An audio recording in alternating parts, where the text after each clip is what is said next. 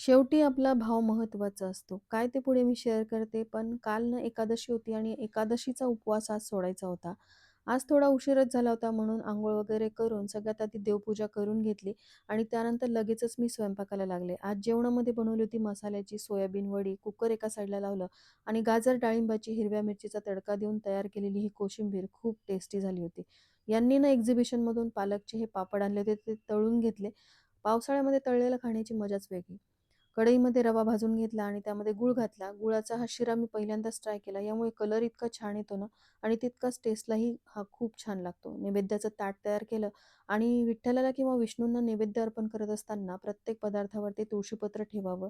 आपल्याकडे जे काही आहे त्यासाठी आपण देवाचे आभार मानायला हवेत. ते प्रार्थनेतून किंवा नैवेद्य अर्पण करून शेवटी देव हा भावाचा भुकेला आहे.